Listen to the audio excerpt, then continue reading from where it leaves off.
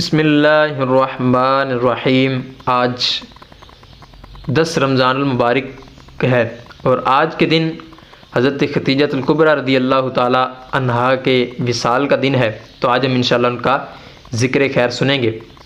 बुखारी शरीफ की हदीस पाक है कि एक मरतबा जिब्रील अमीन आका अलैहिस्सलाम की बारगाह अक़दस में हाज़िर हुए और अर्ज़ करने लगे कि ये खतीजा हैं और इनको अल्लाह पाक का भी सलाम दीजिएगा और मेरा भी सलाम दीजिएगा, और फरमाने लगे कि इनको खुशखबरी भी दीजिएगा या रसूलुल्लाह सल्लल्लाहु अलैहि वसल्लम।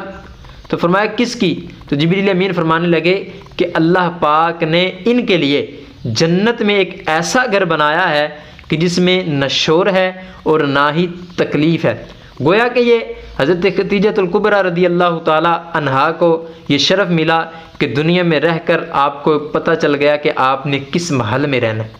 इसी तरह रवायात में आता है कि एक जब हज़रत कासिम प्यारे आका सल्लल्लाहु अलैहि वसल्लम के शहज़ादे हज़रत कासिम रज़ियल्लाहु ताला अन्हो का इंतकाल हुआ तो हज़रत बीबी खतीजा रज़ियल्लाहु ताला अन्हा फरमाने लगी, काश ये मुद्दत रज़ा तक ज़िंदा रहते।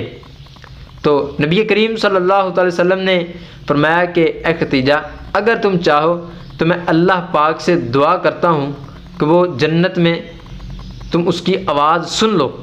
तो हज़रत बीबी खतीजा फरमाने लगी कि हुज़ूर, मुझे अल्लाह पर भी यकीन है और आप पर भी यकीन है। तो ये हज़रत खतीजतुल कुबरा रज़ियल्लाहु ताला अन्हा का आका अलैहिस्सलाम पर और अल्लाह पर यकीन